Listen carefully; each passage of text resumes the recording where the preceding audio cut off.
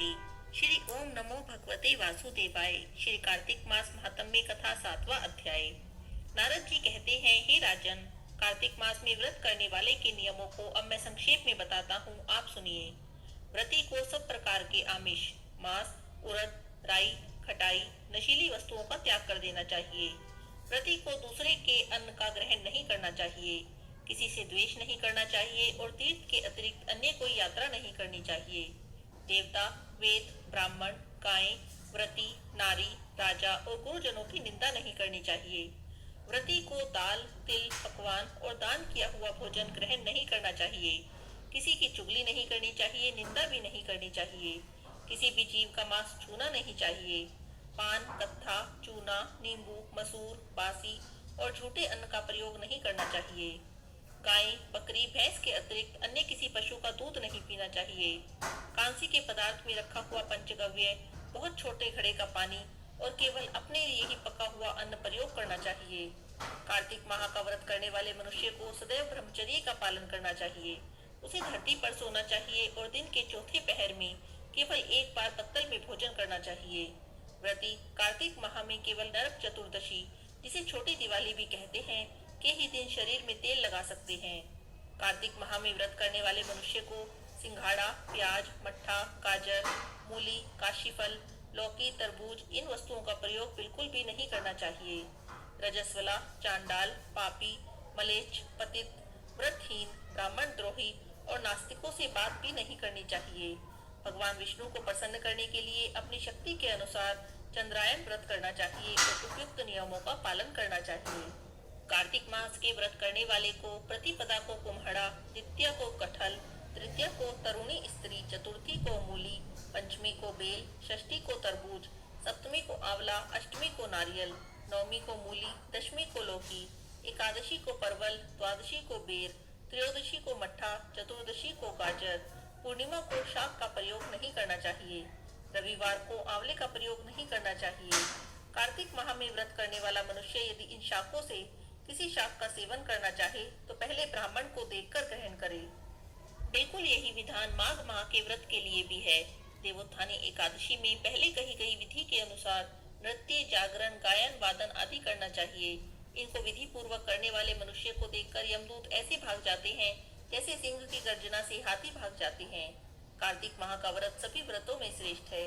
इसके अतिरिक्त जितने भी व्रत यज्ञ हैं, वह 1000 की संख्या में किए जाने पर भी इसकी तुलना नहीं कर सकते, क्योंकि यज्ञ करने वाले मनुष्य को सीधे वैकुंठ की प्राप्ति होती है। जिस प्रकार राजा की रक्षा उसके अंगरक्षक करते हैं, उसी प्रकार कार्तिक माह में व्रत करने वाले की रक्षा भगवान विष्णु की आज्ञा से इंद्र आदि देवता करते हैं। व्रती मनुष्य जहाँ जहाँ भी रहता है, वहीं पर उसकी पूजा होती है, उसका यश फैलता है। उसके निवास स्थान पर भूत, पिशाच आदि कोई नहीं रह पाते। विधि से कार्तिक माह का व्रत करने वाले मनुष्य के पुण्यों का वर्णन करने में ब्रह्मा जी भी असमर्थ हैं। यह व्रत सभी पापों को नष्ट करने वाला है, पुत्र पौत्र प्रदान करने वाला और धन धान्य की वृद्धि करने वाला है। कार्तिक मास महात्म्य कथा 7वां अध्याय समाप्त। हरे कृष्णा, राधे राधे। बहुत समय पहले की बात है। किसी गांव में एक सास बहू रहती थी। आया कार्तिक का महीना तो सारे गांव वाले कार्तिक नहाने गंगा जी जाने लगे। तो सास ने सोचा कि मैं भी चली जाती हूँ। वो बहू से बोली कि बहू, मैं कार्तिक नहाने गंगा जी जा रही हूँ। तब बहू ने पूछा कि बाजाजी, कार्तिक नहाने से क्या होता है? तब सासू बोली कि कार्तिक नहाने से, कार्तिक में पूजा करने से सारी मनोकामनाएं पूरी हो जाती हैं, घर में अन्न धन के भंडारे बढ़ते हैं, बेटे पोते का सुख मिलता है। तब बहू बोली कि सासू जी, ऐसी बात है तो मैं भी नहाऊंगी। सासू बोली, नहीं, अभी तो तुम छोटी हो, तुम्हारी उम्र नहीं हुई ये सब काम करने की। अभी तो तुम मुझे नहाने दो, तुम घर पर रहो, मैं नहाकर आ जाऊंगी। सास इतना कहकर चली गई। बहू ने पीछे से सोचा कि कार्तिक तो मैं भी नहाऊंगी। वो गई कुम्हार के घर और वहां से 33 मिट्टी के कुंडे ले आई। कुंडे होते हैं जो पुराने जमाने में जब मटका भर के रखते थे तो उसके नीचे एक बर्तन रखते थे मिट्टी का, उसे कुंडा कहते थे। वो 33 कुंडे ले आई। उसने वे सारे जाकर छत पर रख दिए। रोज रात को एक कुंडा भरकर रख देती और सुबह उठकर नहाती और कहती, सासू नहावे उंडे, बहू नहावे कुंडे, हर हर गंगे, मन चंगा तो कठौती में गंगा। इतना कहती तो गंगा जी की धारा बहू के कुंडे में आ जाती। बहू नहाकर कुंडे को उल्टा करके रख देती। एक दिन सासू जी गंगा जी में नहा रही थी तो सासू जी की नथ गंगा जी में गिर गई। घर पर बहू नहा रही थी, कहने लगी, ए गंगा मैया, आप अपनी धारा मेरे कुंडे में लाओ। उसके बाद बोली, सासू नहावे उंडे, बहू नहावे कुंडे, हर हर गंगा, मन चंगा तो कठौती में गंगा। इतना बोलना था कि गंगा जी की धारा उसके कुंडे में आ गई। वो नहाने लगी तो उसकी सास की नथ उसके हाथों में आ गई। बहू ने नथ देखी तो पहचान ली। सोचने लगी, ये तो मेरी सासू जी की नथ है। सोचने लगी, ये तो मेरी सासू जी की नथ है। करते करते कार्तिक का महीना पूरा हो गया। सासू जी गंगा जी से वापस आई तो बहू सासू जी का सामान लेने गई। उसने सासू जी की नथ पहन रखी थी। सास की नजर बहू पर पड़ी तो उसने तो अपनी नथ पहचान ली। सोचने लगी, ये तो मेरी नथ है। बहू से पूछा, ये मेरी नथ तेरे पास कैसे आ गई? तब बहू बोली, सासू जी, आप तो नहाने बैठे थी उंडे, मैं कुंडे। उसके बाद मैंने राधा दामोदर जी का नाम लिया, जिससे रोज गंगा मैया की धारा मेरे कुंडे में आ जाती। यह नथ उसी धारा में बहकर आ गई और मुझे मिल गई। तब सासू बोली, ठीक है बेटी, मैंने कार्तिक नहाया है, मुझे उसको उद्यापन करना है, ब्राह्मणों को भोजन कराना है। तब बहू बोली कि जी आप 4 ब्राह्मणों को भोजन करा देना, मेरे भी 2 ब्राह्मण जिमा देना, क्योंकि मैं भी कार्तिक नहाई हूँ। तब सास बोली, तू कहाँ से कार्तिक नहा ली, कहाँ से गंगा जी नहा ली? तब बहू ने कहा, आओ सासू जी ऊपर चलो, मैं दिखाती हूँ। अब सास बहू छत पर गई तो वहां देखा 33 कुंडे उल्टे पड़े थे और वे सारे सोने के हो गए थे।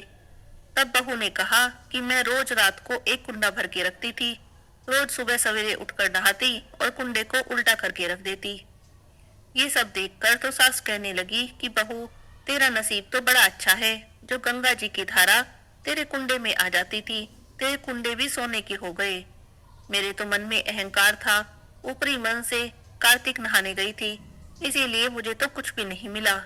लेकिन तुमने श्रद्धा से मन से कार्तिक नहाया, जिससे कार्तिक के देवता राधा दामोदर भगवान की कृपा तुम्हारे ऊपर हुई। अब दोनों सास बहू ने मिलकर को ब्राह्मणों को भोजन कराया, हवन कराया, ब्राह्मणों को दक्षिणा दी, साड़ी दी, उन्हें पूरी तरह से खुश करके वापस भेजा। हे गंगा मैया, हे कार्तिक के देवता, जैसे आपने बहू पर अपनी कृपा बनाए रखी, वैसे ही कहते सुनते सब पर अपनी कृपा बनाए रखना, सबकी मनोकामना पूरी करना, सबका कार्तिक स्नान पूरा करना, सबको अपने कार्तिक स्नान का पूरा फल देना। बोलिए विष्णु भगवान की जय हो, गंगा मैया की जय हो। अब आपको सुनाती हूँ कार्तिक मास में सुनी जाने वाली तारा भोजन की कहानी। बहुत समय पहले की बात है। एक राजा था। राजा का नियम था कि आए कार्तिक, कार्तिक के व्रत करता, उपवास करता और कार्तिक का स्नान करता। एक बार कार्तिक का महीना जब आया तब राजा की बेटी बोली कि पिताजी, इस बार मैं भी आपके साथ कार्तिक का स्नान करूंगी। राजा कहने लगा, ठीक है बेटी, तू भी कर ले। अब राजा की बेटी भी राजा के साथ कार्तिक का स्नान करने लगी, पूजा करने लगी और तारा भोजन के व्रत करने लगी। आए कार्तिक के 4 दिन रह गए। तब राजा की बेटी राजा से बोली, पिताजी, मैंने तारा भोजन के व्रत किए हैं, इसीलिए अब मैं तारों का दान करूंगी। तब राजा ने पूछा, ठीक है बेटी। तो राजा की बेटी ने राजा को 9 लाख चांदी के तारे बनवाने को कहा।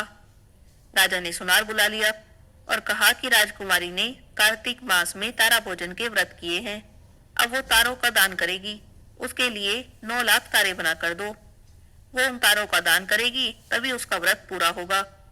अब सुनार ने राजा को सुनकर हाँ तो कर दी, पर वो तो बड़ी चिंता में पड़ गया। घर आकर उदास होकर बैठ गया, न कुछ खाए न पिए।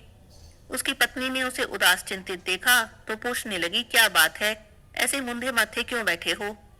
तब सुनार कहने लगा कि राजा ने मुझे 9 लाख तारे बनाने को कहा है, इतने सारे तारे बनाकर कैसे दूंगा, और मुझे तो तारे बनाने आते भी नहीं।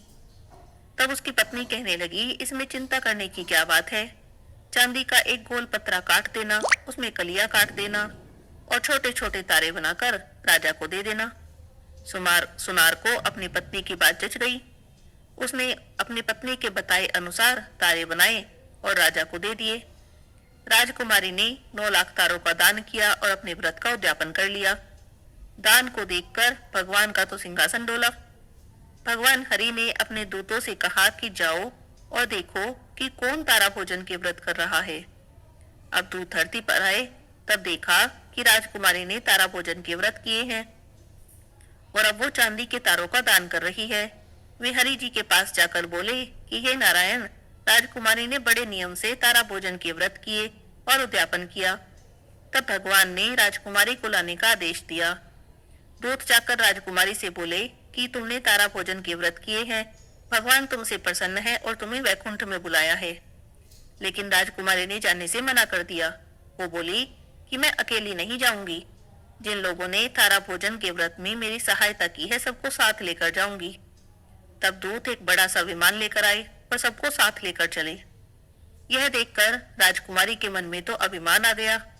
उसने सोचा कि मैं तारा भोजन के व्रत नहीं करती तो सबको वैकुंठ कैसे मिलता। अभिमान को देखकर दूतों ने उसे वहीं पर उतार दिया और कहने लगे कि तुम्हें अपने ऊपर अभिमान हो गया है, इसीलिए तुम इस विमान में नहीं जा सकती। बाकी लोगों को लेकर दूत वैकुंठ पहुंच गए। भगवान श्री हरि ने पूछा कि इनमें से तारा भोजन के व्रत करने वाला कौन है। तब दूत कहने लगे कि जिसने तारा भोजन के व्रत किए थे उसे तो अभिमान हो गया था, इसीलिए हम उसे धरती पर ही छोड़ आए। जिन लोगों ने कार्तिक के व्रत में तारा भोजन के व्रत में उसकी सहायता की थी उन्हें हम ले आए हैं। इसने राजकुमारी की कहानी सुनी, इसने राजकुमारी के लिए 9 लाख तारे बनाए। ऐसा कहकर दूतों ने सबका परिचय दिया। तब राजकुमारी ने भगवान से क्षमा प्रार्थना की। तब भगवान प्रकट हुए और कहने लगे कि अभिमान के कारण तुम्हें तुम्हारे व्रत का फल नहीं मिला। अब तुम्हें श्रद्धा से दोबारा से तारा भोजन के व्रत करने पड़ेंगे, कार्तिक का स्नान करना पड़ेगा, तभी तुम्हें तुम्हारे व्रत का फल मिलेगा। अगले कार्तिक राजकुमारी ने फिर से श्रद्धा से कार्तिक का स्नान किया, तारा भोजन का व्रत किया। हरि के दूत आए और विमान में बैठाकर आदर के साथ उसे वैकुंठ में ले गए।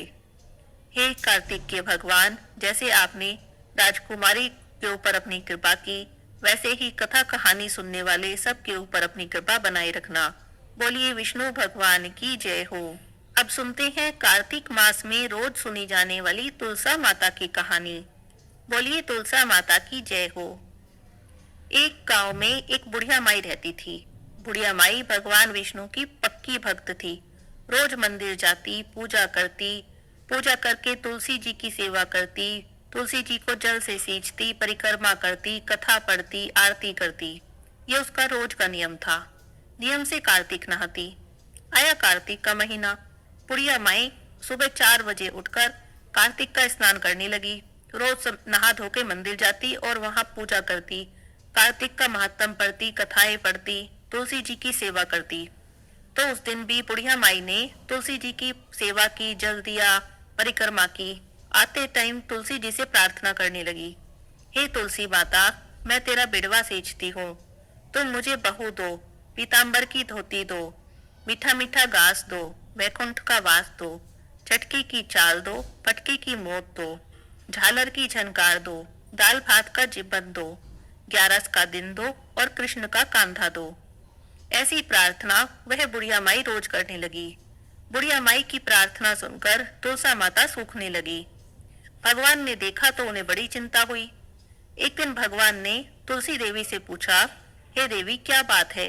कार्तिक का महीना है, इतनी औरतें तुम्हारी पूजा करती हैं, गाती हैं, बजाती हैं, तुम्हें तो खुश रहना चाहिए, तुम सूखती क्यों जा रही हो?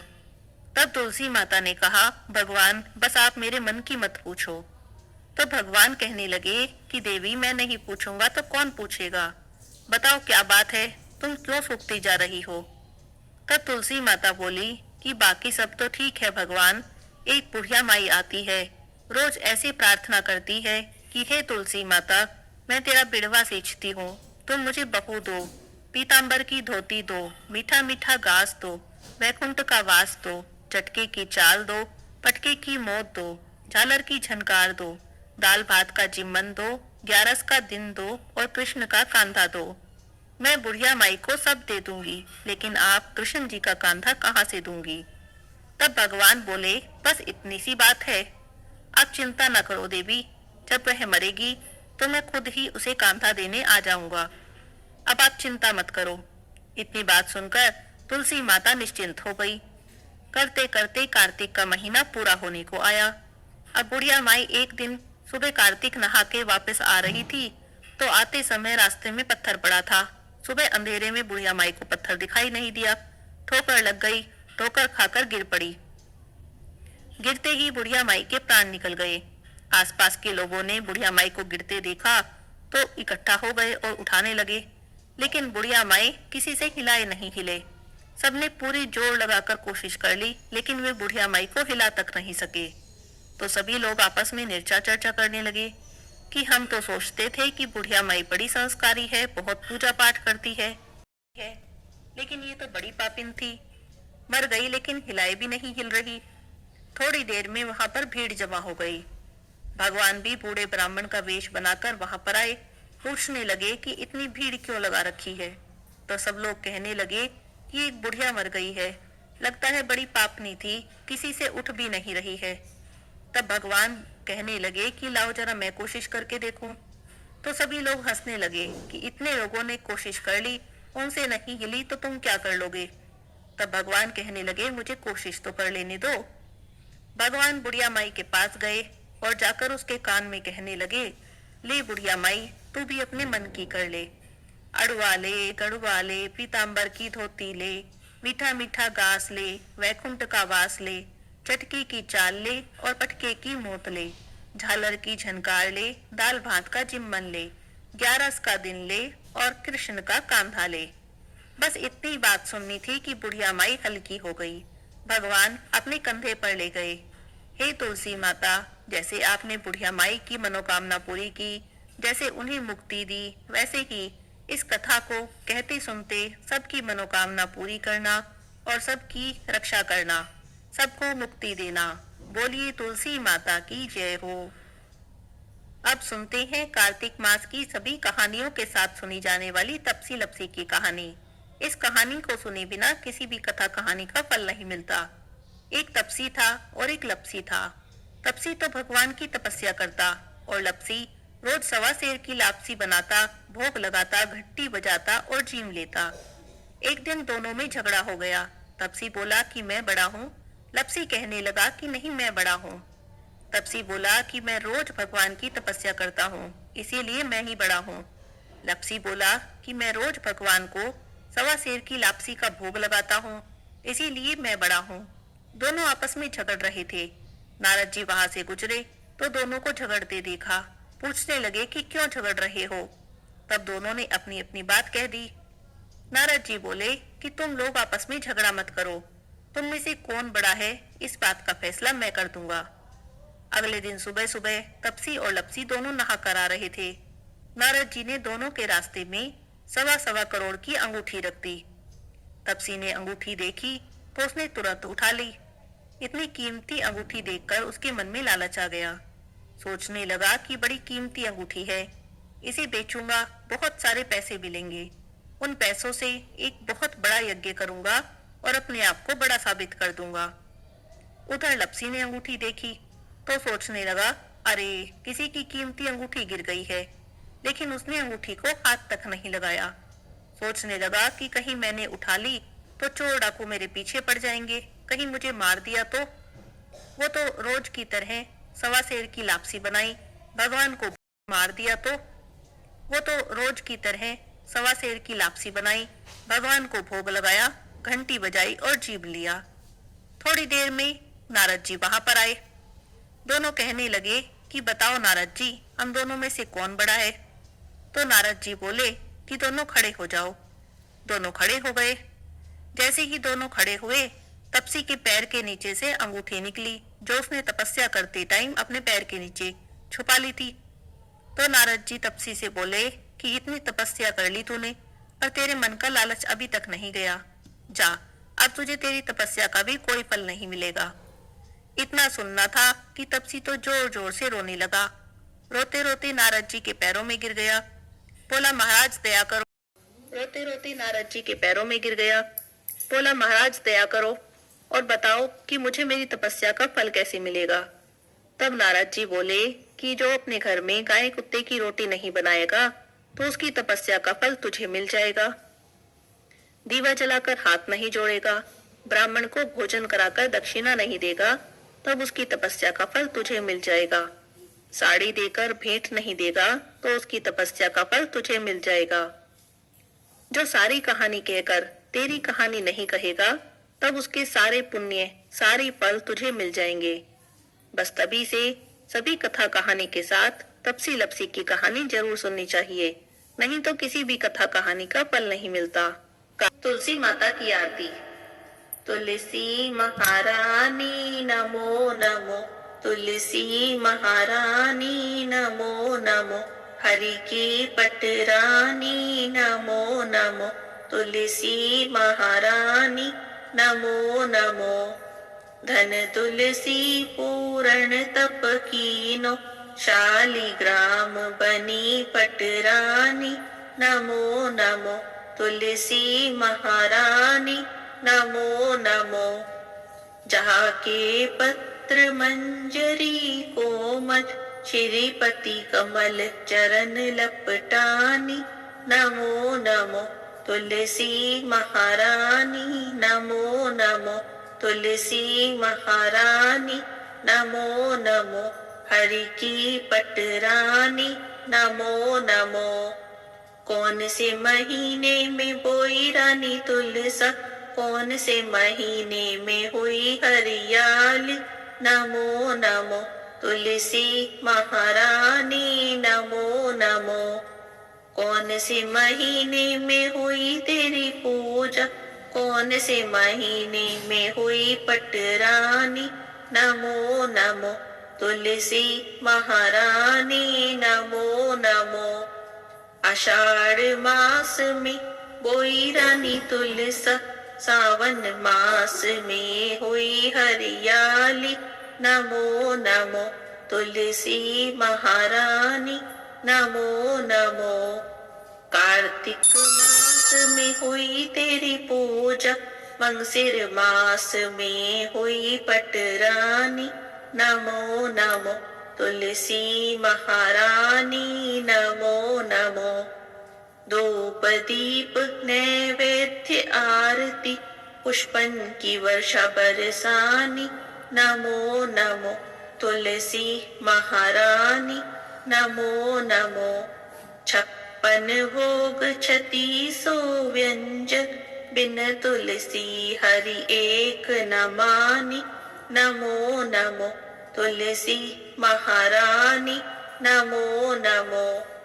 जो कोई तुलसा जी को सवेरे गाए, श्री कृष्ण के दर्शन पाए नमो नमो, तुलसी महारानी नमो नमो।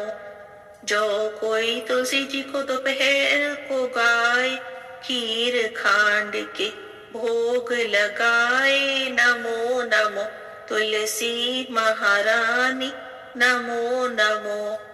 जो कोई तुलसी माँ को शाम को गाए, श्री कृष्ण जी की आरती उतारे नमो नमो, तुलसी महारानी नमो नमो।